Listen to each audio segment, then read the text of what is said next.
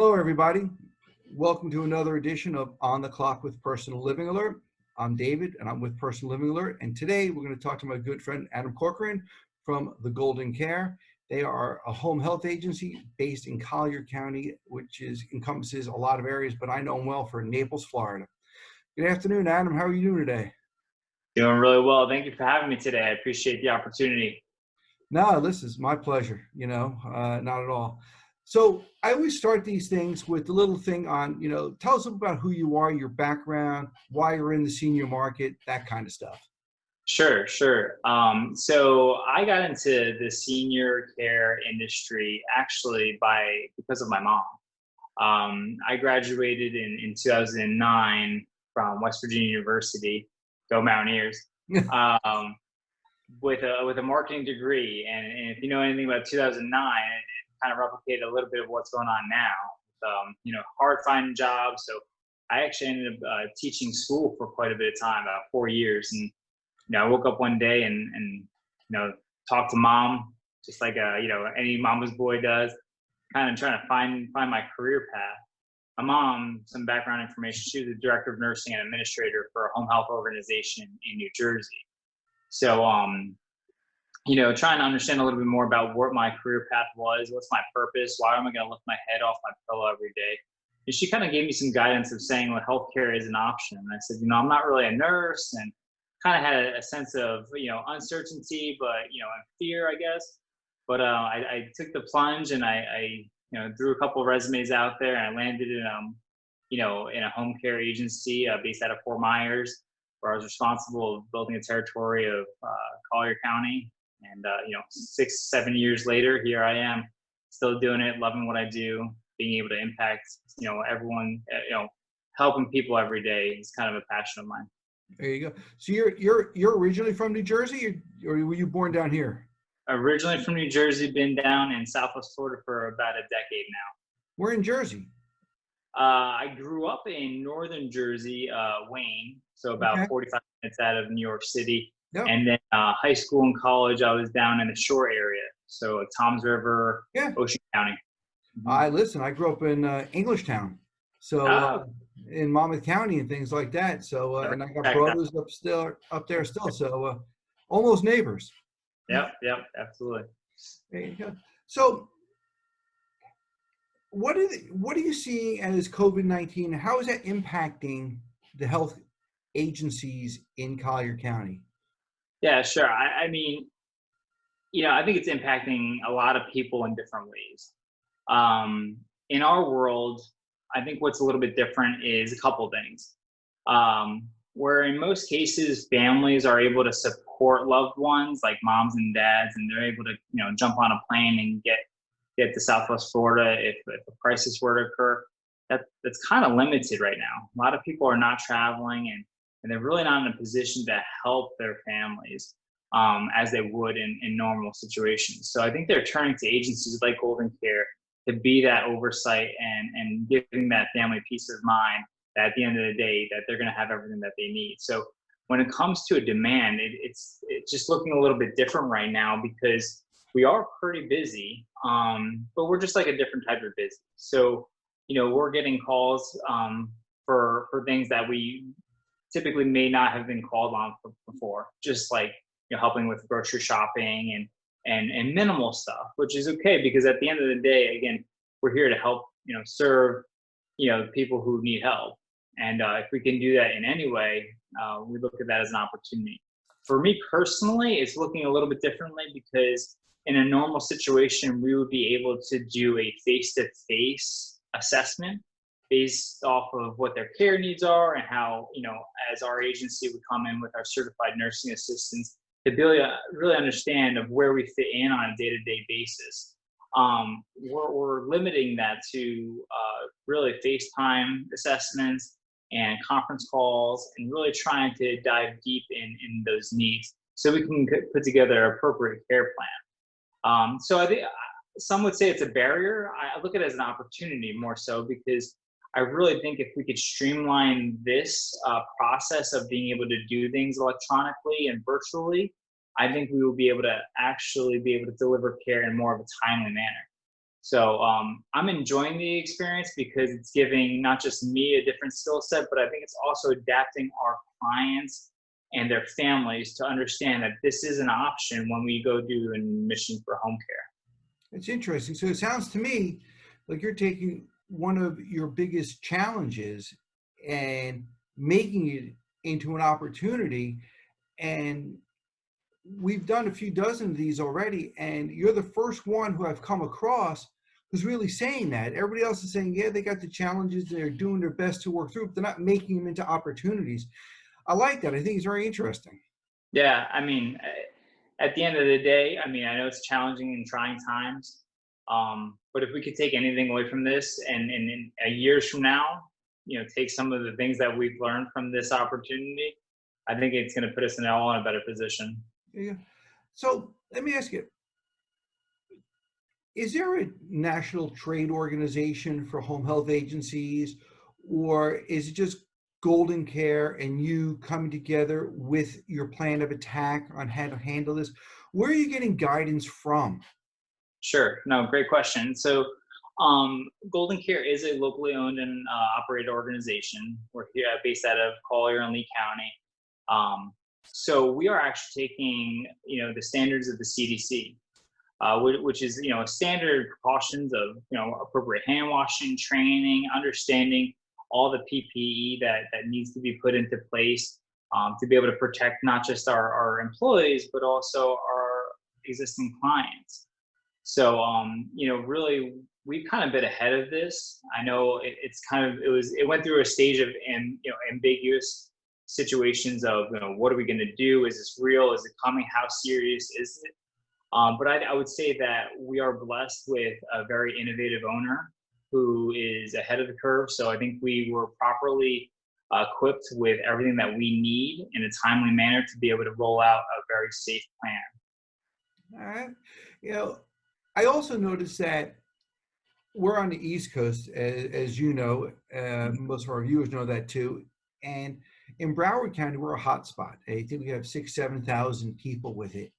Out by you, I think there's less than 400. So how do you think that's impacting everything? And why do you think there's, I don't know if you can figure out why there's less people. But I guess one of my questions is, should Collier County be treated differently than Broward County? And if so, how significantly do you think so? Well, I mean, at the end of the day, I think it's going to be state driven. I know, every county's operating just a little bit differently. And, just our beaches opened up again today. Ultimately, I think it comes down to everyone individually. The reality is if you want to go to the beach, you're going to go to the beach at this time, right? Because they're open. Everyone has to take this as serious as they honestly think they have to take it. I mean, I'm not saying I'm running out to, the beach today, but what I'm saying is I think if you're an older, person who's more subject to infection, I think you're going to have to take more of a precaution. And whether you do or don't, at the end of the day, that's going to be your own decision. So would you treat Collier County differently than any other county? I don't think so. I think every single person has to treat their situation as it is to themselves. Yeah, I think I agree a lot with that.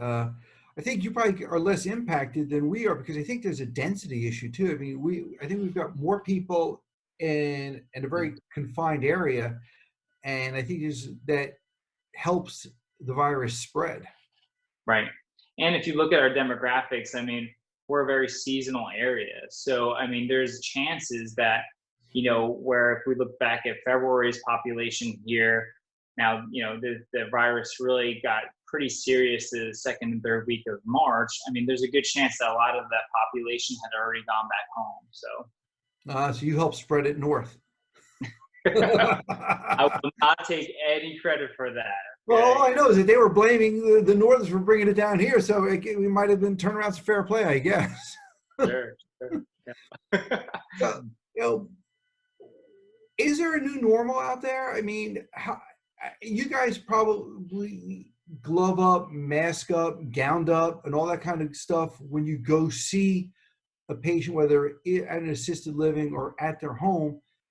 Do you believe is the plan to keep that going, and how long do you think it's going to go for? Is that going to become the new standard care? Yeah, so I mean, it's uncertain right now. Even with someone said this morning, "Oh, I'm so glad that there's light at the end of the tunnel." And I had to question that because it's like, well, is there? I mean, maybe for your situation, um, but like you said, I mean, in a normal scenario in my world, right, 90% of my week, I'm out on the road visiting hospitals, rehabs, assisted living, skilled nursing facilities. That's pretty much where I get the bulk of my referrals from. Whereas today, the state of Florida, we're not allowed to go into those environments. So is there a new normal today? Absolutely. Because we have those barriers, so to speak. So we just have to get creative with opportunities like this, virtually, or how are we connecting with those people who need to still have that level of support. So I think today is a new normal. I think in 3 weeks from now might be another new normal. It's just, at the end of the day, the ability to adapt to that given situation, because again, we don't know what 3 months down the road looks like. So No. I mean, stores and beaches can open up this week, but I truly think if our senior market is at the highest risk, I could assume that most assisted living and rehab and those corporate entities are going to take precautions for a longer period of time. So it sounds like you foresee you guys masking up and gloving up your aides and things like that for a while. Yeah, I mean, I think if as a socially responsible organization, we want to do what's in the best interest of our clients and our employees to maintain safety. So again, we really don't know what even next week looks like, but I think as an organization that has our that interest in mind, we're going to be cautious. All right, let's get to something a little bit more lighthearted. Get rid of all the heavy stuff.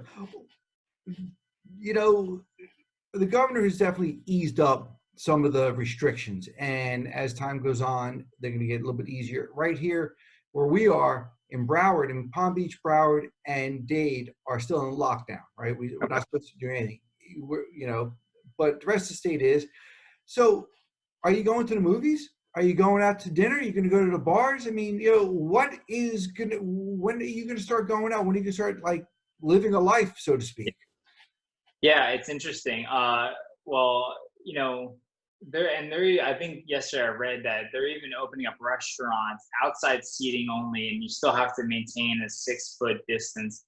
A little bit personal about me. I have twin, almost 3-year-olds. Wow, congrats. So to be quite honest, I don't think there's anything that I would do to put them at risk. So going to a restaurant, a movie, any social, activity is not interesting to me at all. I mean, we're 5 weeks into this already. So from a social perspective, I think I'll kind of stay at par with, going to the grocery store when needed and taking the same precautions, because at the end of the day, my family's number one. So, putting them at risk would be silly. Fabian and I talk about it all the time, and we were supposed to be on vacation the first week of April in the Dominican. That got canceled. We're not sure if we're going to rebook that trip. We're not sure when we're going to go out to eat, if we're going to go to a bar, and there's a sporting event, anything. There's just so many unknowns out there. It's just not worth it. I mean, Right. So I think we're going to be home for a while. It's interesting because we partake in a lot of health fairs and vendor events, typically during season of our season.